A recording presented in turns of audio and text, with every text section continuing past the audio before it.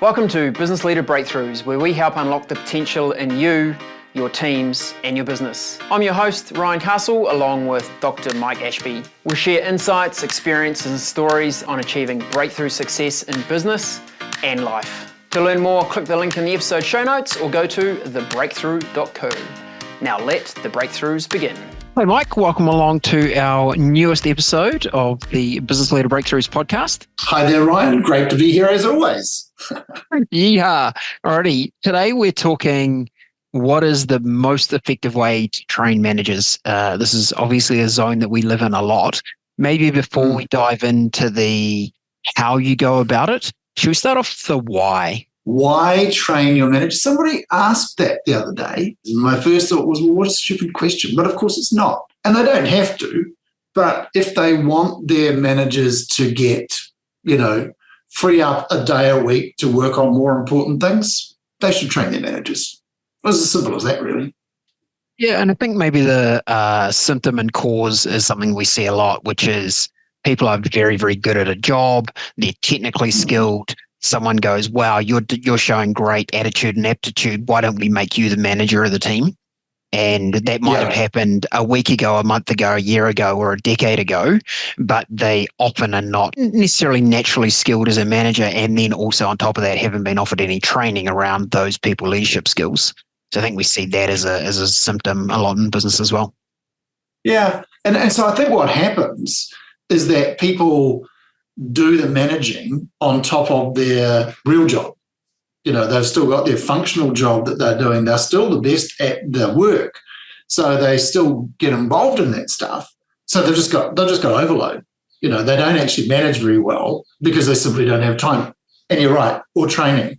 But I think the training is, I was talking with a group just the other week. It was fabulous. And what's changed most for them in the program is that sense of having time. And that's not what they had before. They came into it busy, flustered, kind of always under stress. And what's emerged is that they're going, I'm a whole lot calmer. The actual topic was about stress and stress management, which was fine. And they said, we're a lot more relaxed, and a lot less stressed. Somebody said this was the quietest kind of rush period that we've ever had. And it wasn't because there was less demand. It was just, they were just more organized. And that is about how they've managed to create time. So the training has really helped them. And they talked about this. They talked about, I've got time for higher value stuff now. I do more big stuff now because I've got time. That's the key to me. And we see that as a ripple effect, both prior to acquiring these skills. We see individual managers very time poor, still trying to solve problems by doing the work themselves, working long hours, doing all those kind of things. And then we also see that flow up to their senior leader, whether that be a business owner or a more senior manager in the business, because that individual manager is not operating well. They keep pushing issues up the chain to the next person, who then gets buried in more operational detail and then again is not doing the things they should be working on. Yeah.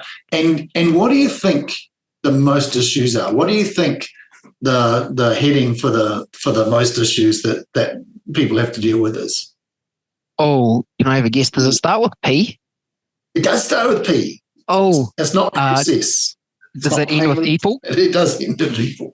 Yeah. I was actually at a conference not too long ago, and one of the guest speakers said, process is easy, people are hard. I was a very senior and highly respected, very experienced CEO said in a meeting we were at with his senior team, he said, when I was first promoted, my manager said to me, you will find that you spend 50% of your time dealing with people issues. And he said, no way, not gonna. And sure enough, he spent 50% of his time dealing with people issues. If you're not very good at dealing with people issues, they tend to kind of fester, and the festering rises to the top. And often what senior leaders are getting involved in is really simple people management failures by their direct managers. That issues show up either in personal grievances, performance issues, but they also show up, that's directly in the, inside a person. But then there's all the other stuff around quality, around productivity and engagement. And those issues too are primarily about people. Now, quality issues are that either it's a communication issue or it's a training issue or it's an accountability, whatever. So that's what senior managers have to get involved in. And we think, our data sort of tells us that if you train an operational manager, they will get a day back a week. If you train a whole group of those managers, their boss will get 4 to 5 hours a week back. And out of the firefighting and into the strategic. And how many organizations have we seen that have had great strategic plans, but a complete inability to get it executed because there's no capability and there's too much firefighting, and we clear that away so they can get back to focusing on things that will actually deliver value to the business. Yeah, because if you think about it, if you're adopting a new strategy, you want to grow your business, and we're working with a company that's got an ambition of doubling the business in the next 5 years. Going, whoa, okay. What did you plan to do with your managers? Because they are clearly not going to be doing the same stuff they're doing now. And if you want them to work on the projects and the initiatives and the process redesign and the technology adoption and all those things, as well as do their day job, then you're going to lose them. Then you're just going to burn them out. So somehow you have to find a way to free up your operational managers who are a key part of the plumbing of an organisation. You need to unblock them so that, it all flows through. And that means helping them create time and space to work on the initiatives that are going to double the business. Can't do it otherwise. Indeed. I can hear our audience nodding.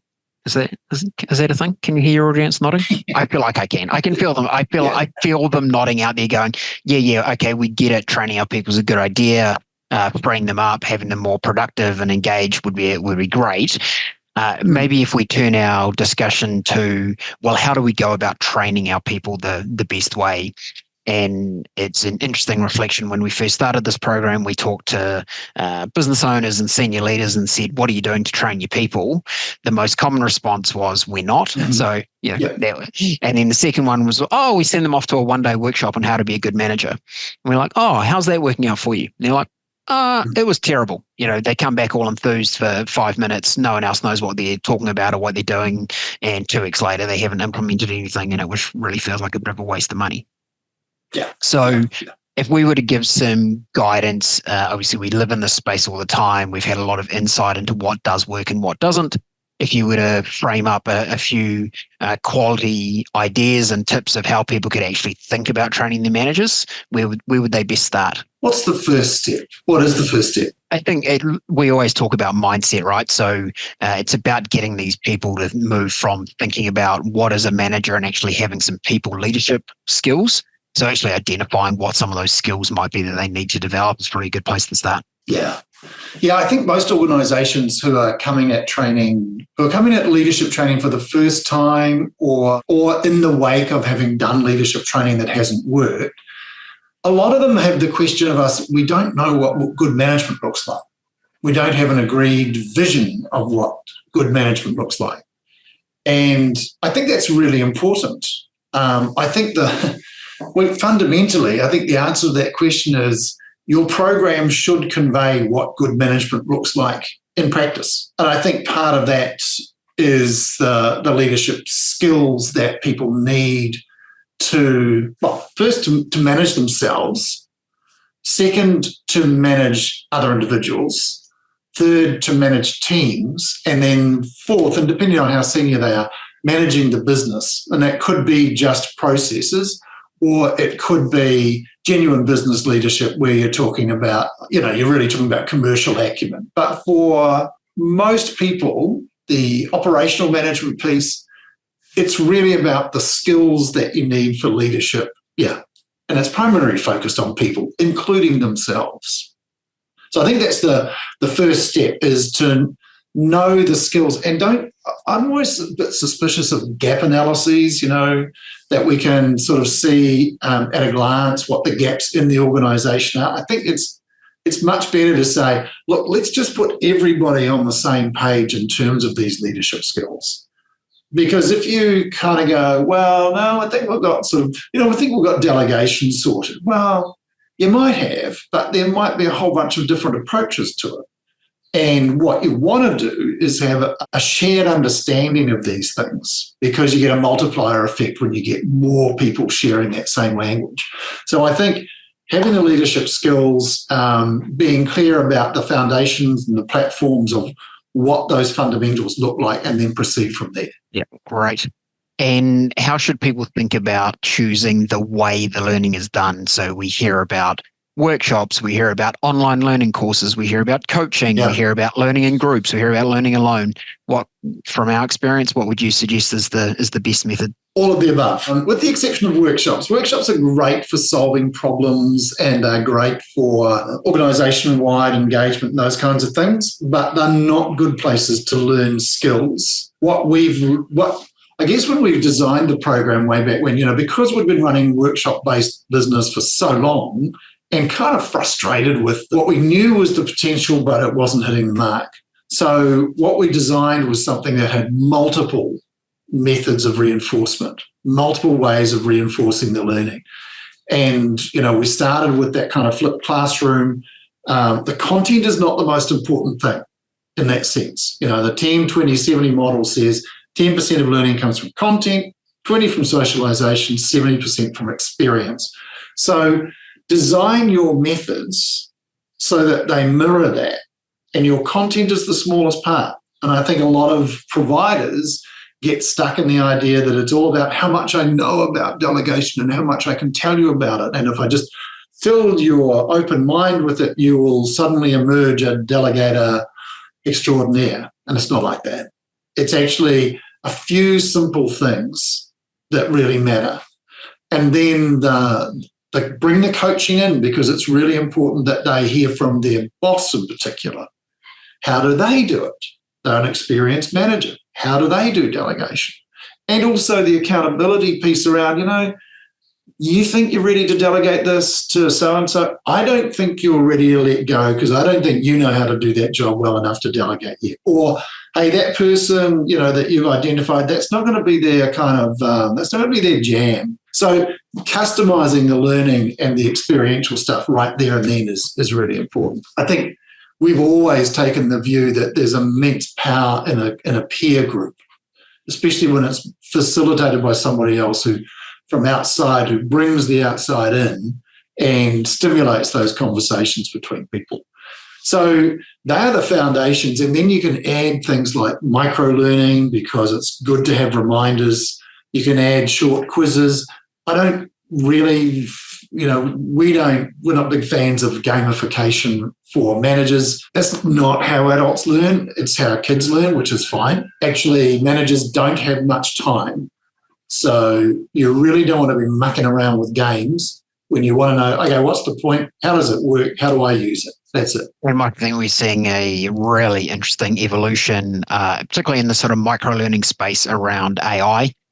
We've developed a AI version of yourself, actually. I know. Dr. Mike Virtual Coach. For people then being able to take very real-world situations, plug it into the AI Virtual Coach and go, could you give me some suggestions or guidance around how I deal with this particular situation? And I think we're seeing that embed the learning rapidly and allow people to move up that learning curve much faster than they typically would. Yeah, totally. It's stunning. I know the efforts we've gone to make Dr. Mike AI credible and authentic, but it is fantastic. It just means that people can, in the moment, go, what would Dr. Mike do? What would Dr. Mike say about this? What would, so you don't have to go and find your boss and have a conversation, or you can do both. But it's in the context of what you've learned. How can you apply what you've heard in the program to this situation right here? And then you can continue it and have a dialogue, because it's based on about 500,000 words that we've written over the last 20 years. And there's practically every situation that most people are going to encounter. It's in there somewhere. Indeed. And we would definitely advocate for AI as part of the learning toolkit it's not the only thing, because it's still the people aspect. You are dealing with people. Humans are human. They are not machines. And so it's a complementary tool, not the replacement of other learning and interactions with coaching and real people to kind of go with it. Yeah. Okay. Like the AI has got everything we've written, but inside your boss's head is a situation that's never been written down, an experience or an insight that's never been written down and never will be. And you need to go and get that. Indeed. Okay. Let's talk about how much time is required. We've seen people sent off to 1, 2, 3 day, week-long workshops in residential. It's a really big commitment for an organisation, not just dollars and the pure time, but then the opportunity costs of that time being away from the business and the shop floor, whatever the scenario might be. What guidance would you give to someone thinking about, like, how much time should my people actually be committing to improving their management skills? I'd say 100% of it. And the way you do that is, again, don't have much content, but get the opportunity to practice it. So the way we operate, the content can be delivered in half an hour a month, so long as you focus on what really matters instead of all the peripheral stuff, instead of showing off how smart you are and how much you know. What are the 3 things that matter most in any given skill set? And fundamentally, it's about behaviours. For managers, it's about behaviours.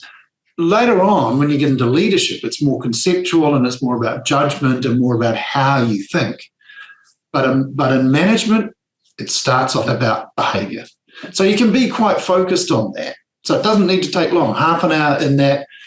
We have a 15-minute coaching session, and I'm in the wonderful position of coaching our team. It's tremendous, from a manager's point of view, the opportunity to spend 15 minutes and say, like I have this month, I've said to people, you're on the right track, a little bit here, a little bit there, but generally speaking, you've nailed this, you're doing that well, and able to reinforce, and it's done in 15 minutes, or to say, yeah, actually, you think you've got this nailed, but the next part. So, one of the conversations I had was, I'm delegating really well. I think I've got this sorted. And I go, yeah, you have. And the next stage of that looks like getting your people to do the planning rather than you do the planning for them. Oh, okay. So, it becomes the idea of delegation is just taken another step forward, which is not just what you do, but how to plan what you do. So in terms of time, what I meant by 100% was all of these skills there's always opportunities to practice them. All day you've got opportunities to practice these skills. So while the formal content takes half an hour and the leader coach session takes a quarter of an hour and the collab with your peers takes an hour, there's 2 hours in formal learning. That is all that's needed. We know this. 2 hours a month for 12 months will deliver you a transformed management team. And I love that practice analogy, 100% of the time. Made me think of Steph Curry, famous NBA basketballer. He evidently takes 500 practice shots every single day. And yet how many shots does he take in a game? I don't know. Someone will be a better basketball statistician than me, but probably, 30 or 40 shots in a game, but he's taking 500 practice every day. And that's what we're suggesting lean into. Yes, content is some of it, coaching is some of it, peer learning is some of it, but it's the practice every day that makes you so much better. It is the practice, and it's going from the first moment of trying something you haven't done before. I think the fundamental principle about helping people get that first shot at the hoop when they haven't ever held a basketball is keep it really simple. Make it, and one of the great coaches in any code, Steve Hansen, said, this is, my job is to make it the player's job as simple as possible. So all they've got to do is think about what they're doing on the field. And simplifying it down to the core elements makes it easier for people to pick up, and then they can practice. Let's stay with the shooting hoops analogy. If you overload them with exactly where the feet are going to go, with exactly how to hold the ball and exactly what angle your tongue should be, et cetera, you're just going to kind of, people are, they've got too much to think about. What are the 2 or 3 things that if you get them right, then there's an 80% chance you'll get the ball in the hoop? We see managers' confidence grow across the course of the program, and confidence comes with practice so that you don't have to think so deeply about the thing that's going on at the moment. You've practiced it. So, again, the kind of athlete analogy, getting muscle memory around what to do and how to handle the situation. So then, the first time you might have to think more deeply about it, but the more you practice it, the more it comes naturally to you, and you can resolve, whatever that issue might be in front of you far quicker than you used to be able to. So, we see that confidence is a word that comes up a lot for our learners where they're at. Yeah, it becomes effortless, really. It just becomes. I've just been writing the course on making habits, and good habits are your path to success, and it means that when you've developed good habits, you don't have to think about what to do. You just do the right thing, and that only evolves through practice and repetition. It's the path from unconscious incompetence, you don't know what you don't know. Conscious incompetence, you're no good at this. Conscious competence, you're good at it, but you have to think about it. Around to unconscious competence, you don't have to think about it anymore. And that's the path of all learning. Love it. That's probably a great place for us to wrap this session. We have written a short doc on the 7 best way to train your leaders. We'll put a link to that in the show notes if people would like to capture that as a bit of a summary of what we've talked about today. Thanks, Mike. Good chat on this session of the podcast. Thanks, Ryan.